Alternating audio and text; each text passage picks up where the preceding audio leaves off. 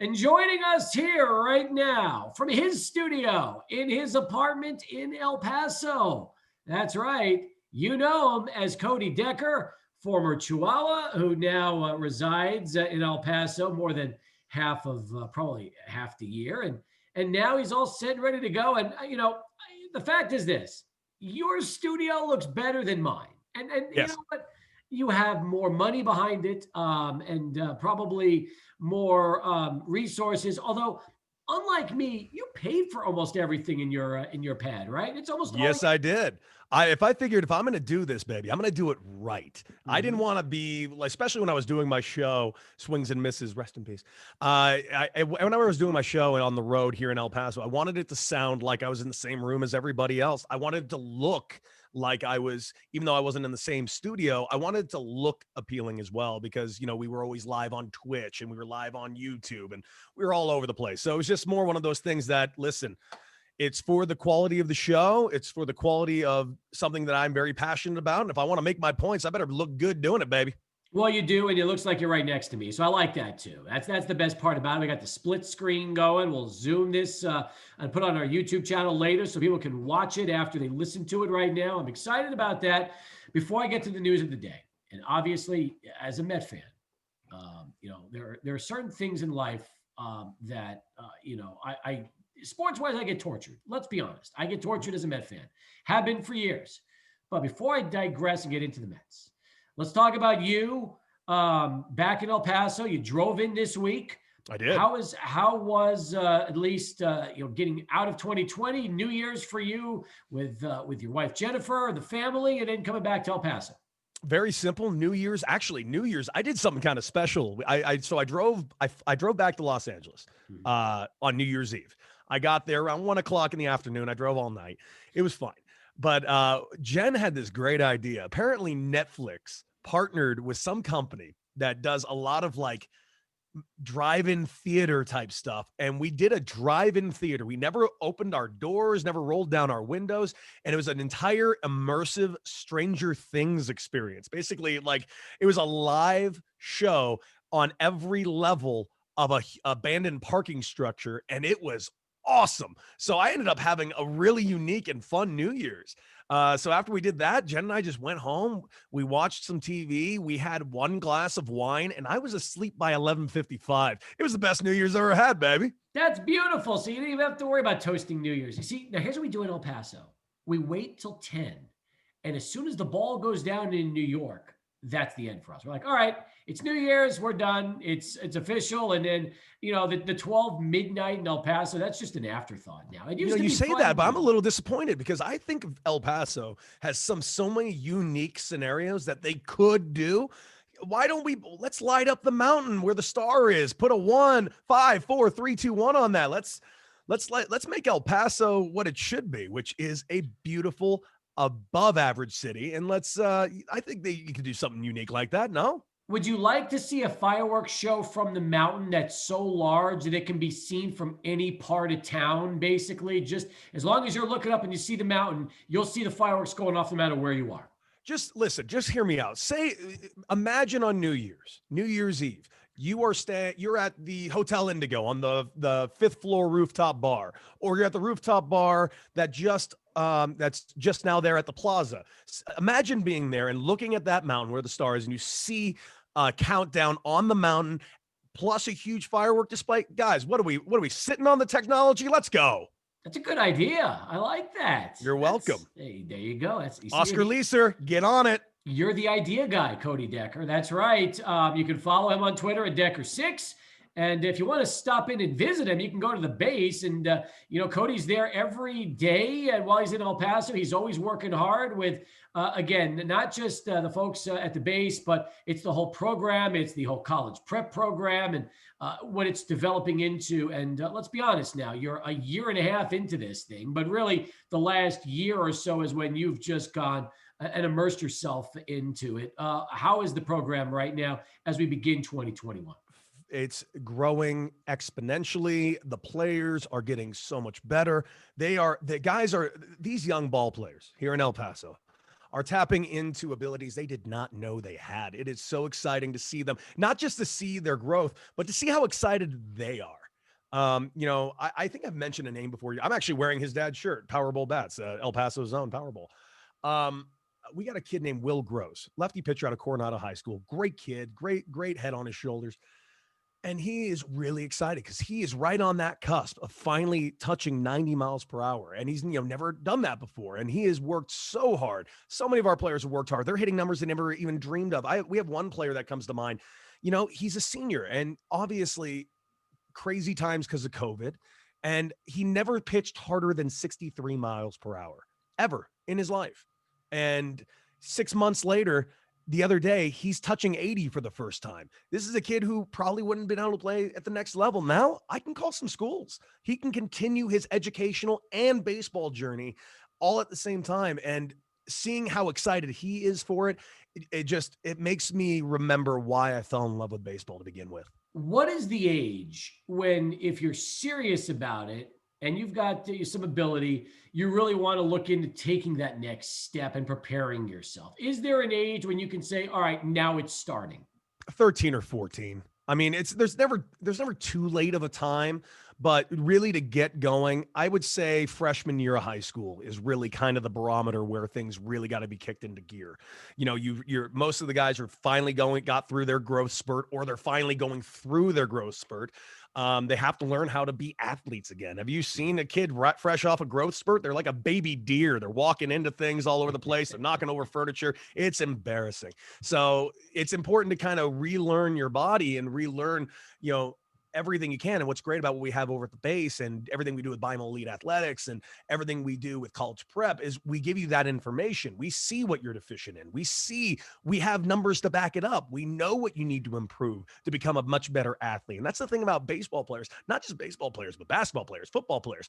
You can't be just a player in that sport. You got to be an athlete, and you have to learn how to become a better athlete. People are just unaware of how much work it really takes to play at the next level, whatever level that is. Because in college specifically, I was a guy myself. I led the state of California in home runs twice, and I worked out nonstop. I also was lucky that I had a personal trainer. Not many people had that type of luck. My mom paid for it. I mean, that's pure luck. Not everybody has that available to them. So we try our very best to make it available for the easiest way we possibly can. It means a lot to me. And I'm really just so excited to see how these guys are doing. And I think we're going to get some serious D1 offers sent to some serious young ball players. And I think baseball in El Paso is about to take a step in a direction that it's never been to before.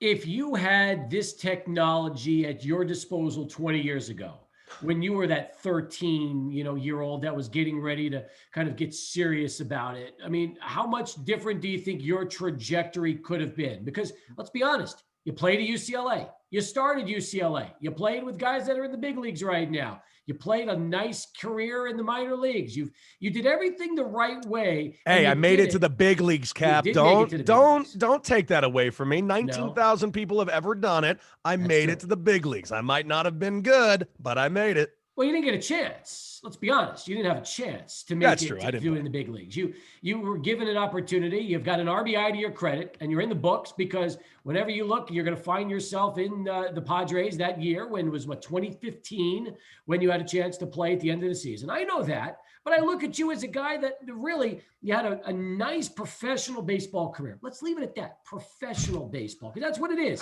Minor league, major league, you're a pro. You got paid for it, right? Most people they technically paid me. Okay, back to the question at hand. 20 years ago, if this is, whatever, Cody Decker then, with the technology now here in town that we've got at the base, what kind of difference do you think it could have made for you? A huge difference, not just for me, for anybody. It's so funny you asked that question because I work alongside one of my best friends, Brent Dean. Brent Dean is one of the heads of Bimal Elite Athletics, and Brent was my college roommate. We were actually at rival high schools growing up. He played at South Torrance. I played at Santa Monica High School. We didn't get along, but we ended up being college roommates and best friends. He was one of my groomsmen in my wedding. But he actually said that out loud to me yesterday. In fact, he looked at me. He's like, "Can you imagine what we could have done if we knew what we knew now, and it's not even now, things keep evolving. We know more now than we did 5 years ago. Like, Yeah. major life-changing things. My strength coach at UCLA was arguably one of the best strength coaches in the country. And all our weightlifting program, I look back at that going, what were we thinking? How did we do any of that? It was pure Olympic style heavy weightlifting. It was a lot of deadlifts, which of course you do a ton of deadlifts now, but our warm up every day was like 3 sets of deadlifts, 4 sets of front squats, 4 sets of back squats. You wouldn't double those up on the same day, like ever, let alone triple them up. And that was our warm up. Hang cleans. I haven't done a hang clean since I was in college. It's just the amount of information that we've learned about baseball specific training and sports specific training and the amount of deficiencies that you have to attack.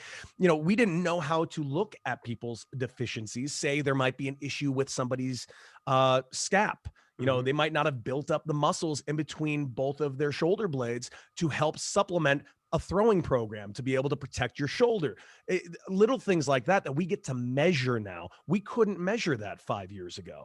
It's just the game is evolving. And honestly, a lot of people keep using the phrase data driven. I think that's the worst phrase in the world. No one should ever be data driven. Everyone should be, however, data informed. And I spoke to somebody with the Los Angeles Dodgers today about that, about how specifically being data informed is what will drive the game forward. Understanding that so many of this data that's out there, a lot of it is just eyewash and completely useless. But there are certain things that if you could take them and apply it to a practical matter, it changes the game. Okay, I don't want to keep this about you because we got other things to talk about. I got to get to a break in a minute, but you made me think about something during that last answer, and I want to kind of piggyback on that. Okay, do you believe that analytics hurt your career more than helped it? Because if somebody would watch you play and see the kind of damage you did throughout your career, you're a shoo-in big leaguer with a nice long big league career. But now it goes so far beyond the stats and beyond the performance at the plate and on the field. Has that, in a sense, do you think that hurt you more than helped you during your professional career? Exactly the opposite. It was the stats that they didn't know back then. My stats throughout my career says I should have been called up in 2011 or 2012, and I should have stayed there for the next 10 years. Unfortunately, the data was still kind of being learned at the time. It wasn't until my last 2 years that the data of my career was like, oh man, how did you not spend the last 10 years in the big leagues? Good question. The real reason is because there was no real financial investments in me. That's why I really didn't get a whole lot of opportunity. They kept calling other people that they paid more to go up to the big leagues. It's just, unfortunately, that's a business aspect of the game that, we all try to ignore, but it's just fact. No, I don't think the data would have only helped me. The line of my career is simply, I was just either too early or I was too late. I was never in that Goldilocks area. So unfortunately, timing was my worst aspect of my career. But honestly, I love my career. And I get to look back at my career extremely fondly. Not to mention, I get to look at these stats and learn so much more about not just myself as a player, but learn about other players. And I get to use that to inform decisions going forward rather than being completely dominated by it. When I was with the Diamondbacks, it took me 6 months for them to even show me certain advanced stats. They wouldn't let me look at them because they were really scared of their players seeing their advanced stats because they didn't want the players to get in like an analysis paralysis type thing, because it's too easy to look at the stats, certain numbers, and be completely wrong in applying them. It took me a while to convince them to explain to them what I wanted to see. And then they finally went like, okay, then go ahead and look. And all it did was reaffirm all the thoughts I currently had at the time. The numbers are not an enemy. I can't stress that enough. And especially if you look on Twitter, it is old school versus new school, and both sides need to shut up. Come on, man. The game has to evolve forward. You have to see these stats. You have to apply these stats, but you got to do it practically without trying to reinvent the game, because the game's not going to be reinvented. There he is, Cody Decker, from his studio to our studio. That's right. Dueling Studios here on a Thursday afternoon. Cody's everywhere, by the way. He was on the Fan earlier today. He's been in Chicago.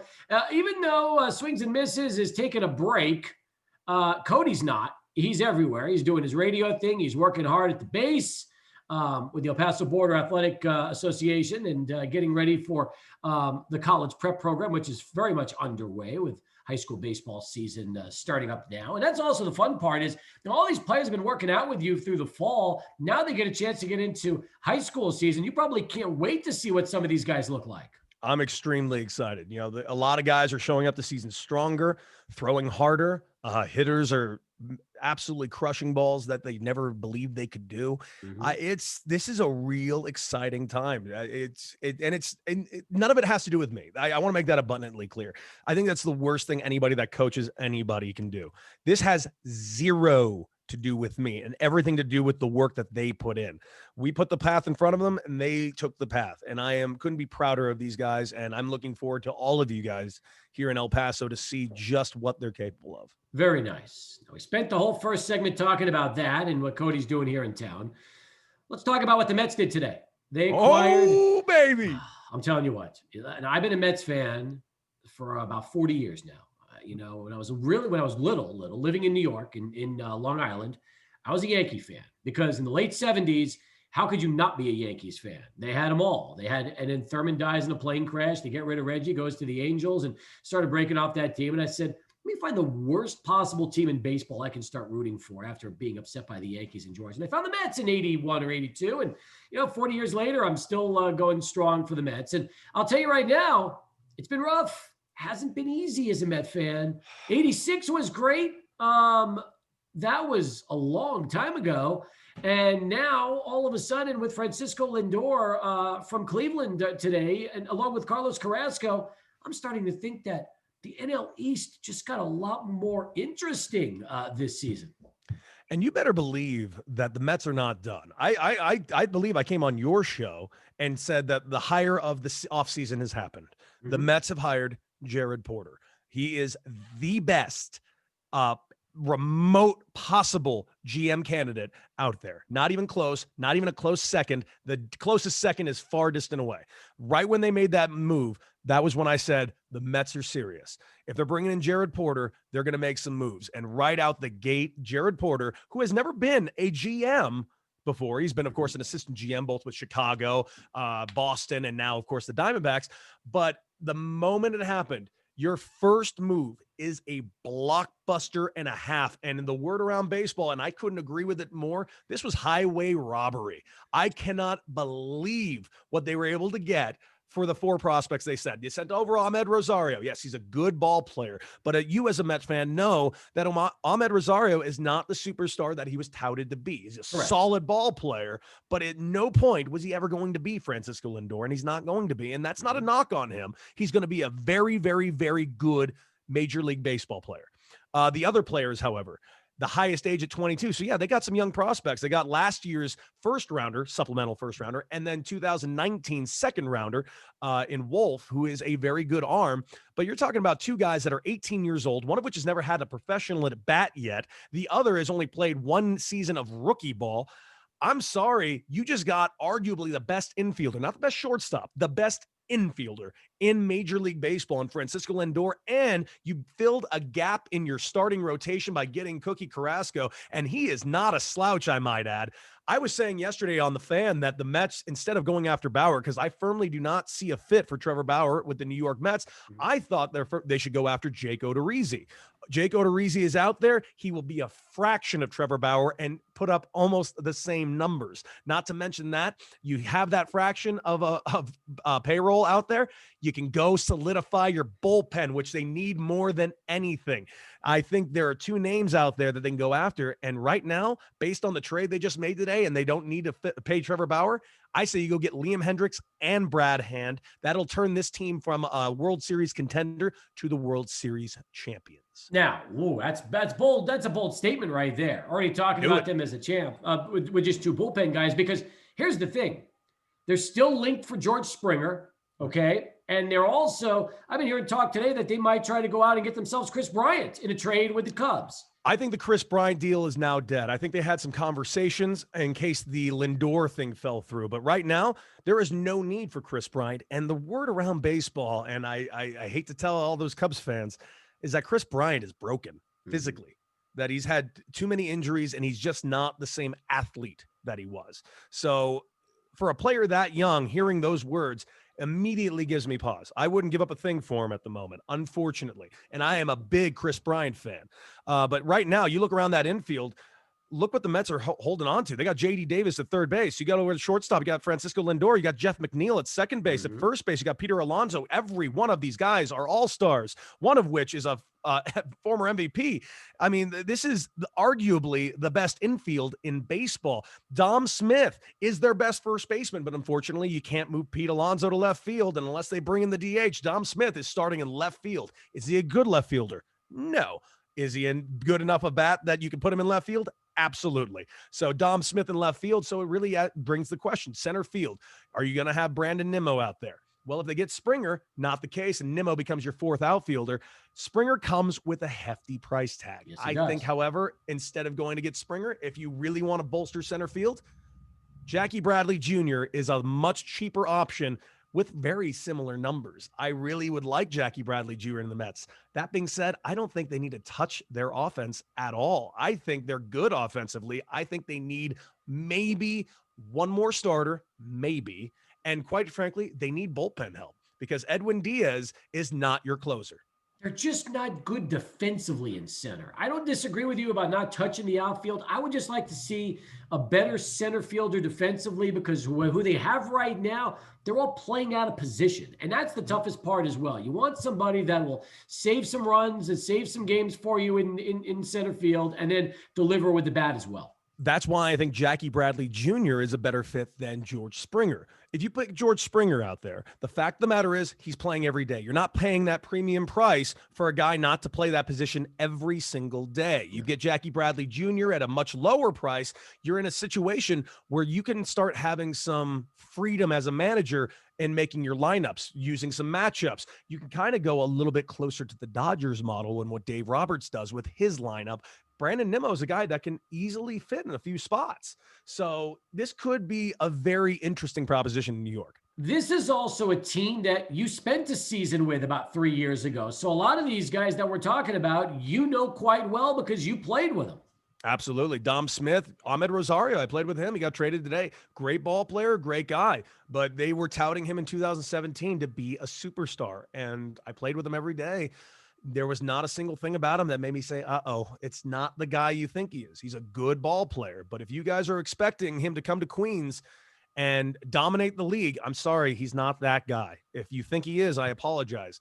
The guy who was that year, that guy, you could see it clearly in like a Carlos Correa. You could see it clearly in Corey Seager. You couldn't see that quite with Ahmed Rosario, but a good ball player and a good piece in this trade today. Well, but I really, really like where the Mets are right now, and I love where they're going. I think the best player Cleveland got today was Andres Jimenez. I think he's the guy that has a chance to really fulfill a ceiling at only 22 because unlike Rosario, he's just had a cup of coffee with the Mets and looked really good last year when he had a chance to play. He did. He looked extremely good, and I think that was actually a great pickup as well. I mean, the Cleveland Indians, the thing that's blowing me away about this, the Indians are clearly punting on this season. If this is all they got for Lindor and Cookie Carrasco, I have to assume that I don't know what they're doing because Shane Bieber has got to be the next one on the trade block, but I don't think they're going to move him until the season starts, at least midway, maybe at a trade deadline thing, because they can probably get a more premium players for him. Because right now, the Indians are not looking good when it comes to their trade. Cody Decker with us again as we continue to talk baseball, as he does each and every time he joins the program via Zoom with our Zoom chat. All right, Deck, the Padres were aggressive. They were the first real big winner in this very, very slow offseason we've had in Major League Baseball. You tell me, with the moves that have been made by San Diego, I'm still thinking there's maybe one more move left. AJ always seems to make his moves in bunches, and you wonder, do you think they're happy and content with what they've done, or do you think that there's still room for maybe one or two more deals? I think there's room for maybe one more deal. I think there's room for maybe getting another starting arm. I know right now their starting staff is as good as anybody at the moment. I don't like how the Padre fans have completely given up on Chris Paddock. Yes, he had a rough go this last season, but let's not forget it was a 60-game season. That is it's like practically 1/3 of a regular season. He could have easily turned that around as time went forward. So completely punting on Chris Paddock, I think, is a big mistake. Right now, you're looking at Blake Snell, you're looking at Darvish, you're looking at Lamet, provided he comes back healthy. This is going to be a hell of a staff this season, and we already know what their offense can bring to the table. They have an electric offense. Even though there's some things in there I would definitely change if I could. I really like where the Padres are. Are they up to snuff with the Dodgers is the final question, though. And I just don't think they are yet. I still think they need to do a little more work because the Dodgers are a team that, yeah, you mentioned a very slow offseason. Yes, it's painfully slow. Thank God for the Padres and the Mets this offseason. But the Dodgers have solidified their bullpen even more. The Dodgers now have arguably the best bullpen in baseball. No one even mentioned the fact that they signed back Trinan. That was a big move. That wasn't a small move. And we've already talked about Brad Hand and Liam Hendricks, who I think the Mets should get both. I don't think they're going to get both. I think they're going to get one. And I think the other one is going to LA. And if the Dodgers get their hands on Liam Hendricks or Brad Hand, the Dodgers are the best team in the NL West again. And I think they're by a decent margin. And that's not to knock the Padres. The Padres are going to be good. Really good and super fun to watch. I cannot wait. But let's not pretend the Dodgers aren't still the Dodgers.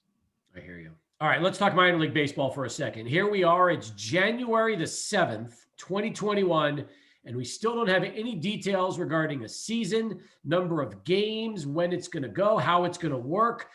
You tell me, what are you hearing? What do you think is going to happen regarding, let's just start with the AAA ball and the Chihuahuas, considering that's what everybody in El Paso is wondering right now. Well, it's so hard to say because I've heard conflicting things just like everyone else has heard conflicting things. Until an actual official announcement is made, everything's speculatory. But the one thing I'm getting pretty consistently from the people I'm speaking to is it's a fairly common consensus that Major League Baseball is planning to possibly start.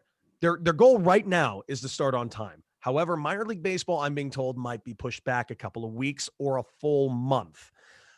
I don't think it's a bad idea to move spring training back a month. I really don't. I also don't think it's a bad idea to have another slightly shortened season. I'm not talking 60 games.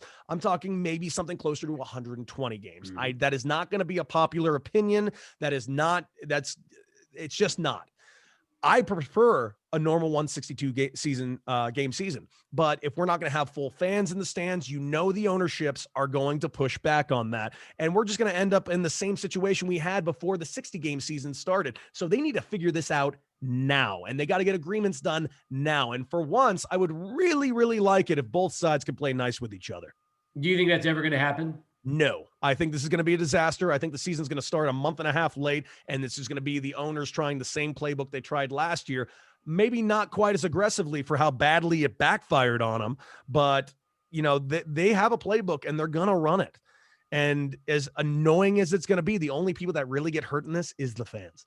As always, and the fans always come back. So no matter what, the fans forgive, they forget, and they come back. And you kind of wonder, will there ever get to the point where that doesn't happen? Probably no. But in the same token of this conversation right now, we were really upset with baseball, the way they jerked around this summer. And they salvaged it. They had that 60-game and fun postseason. But remember, they should have been first back, and they weren't. And there were a lot of people upset that the NHL and NBA took advantage of what baseball couldn't do. That is 100% true. But I got to say, I was really intrigued by that 2020 season. Would I ever want a 60-game season again? Absolutely not. Do I want an expanded playoffs to that extent? No way. Please, never again. Would I like you to expand playoffs a tick? Yes. But if I get another Astros, below 500 Astros, one hiccup away from the World Series again, I'm gonna put my head through a wall. I probably would too. I think a lot of baseball fans would say the same thing, unless you're an Astros fan. Then you're thrilled because you get that little gift, that Christmas gift early that comes with an opportunity. But the problem with the Astros, there was too many good players on that team to be mediocre in the postseason. Those guys knew when to take it up a notch. It's like the NBA. Sometimes you see these teams coast through the season, and all of a sudden the playoffs come, and it's a totally different experience. And you talk about the Astros last season, they made the playoffs because they finished second in their division, below 500. Again, shortened season. That is really just 1/3 of a season. There are other teams that could have come alive, but had the misfortune of being in better divisions. The AL West was the worst division in baseball last year. The NL West was the best division in baseball last year. And you got teams in that division like the Diamondbacks, who I picked the Diamondbacks to be a playoff team last year. Unfortunately, they got off to a slow start, but that slow start cost them the playoffs. So a 60-game slow start is a fraction of your normal season. If that was a normal 162 season, no question the Astros would have finished above 500. They would have gotten going. And the Diamondbacks might have been exactly the same thing. They might have been a playoff team considering they had a full season, but we didn't get to see that. True enough. All right, Cody, a terrific job as always, getting a chance to join us on the show. We've covered a lot. And the next time we bring you on, we're going to cover even more because maybe by then Trevor Bauer has a landing spot. There's another major blockbuster that happens in baseball. Who knows what's going to go down? George Springer, so many big names that are still out there in free agency right now. I will tell you, I think Trevor Bauer is going to be an Angel, in my opinion. I think the Angels they're going to be the team that's most aggressive for him. I don't think the market is there for Trevor Bauer the way Trevor Bauer has been tweeting about it. A part of me appreciates how Trevor Bauer is handling this offseason because at least it's a little different. Am I fully enjoying the reality show? No, it's really tired. I'm exhausted by it, but you know what? At least it's different. So I'll give credit where credit's due. And he's also one of the best pitchers currently in baseball. Do you want to take up that price tag and possibly have a not the greatest clubhouse experience? It's up to you. Sometimes talent wins out. Trevor is an extraordinary talent. If the Mets don't sign George Springer, where does he go?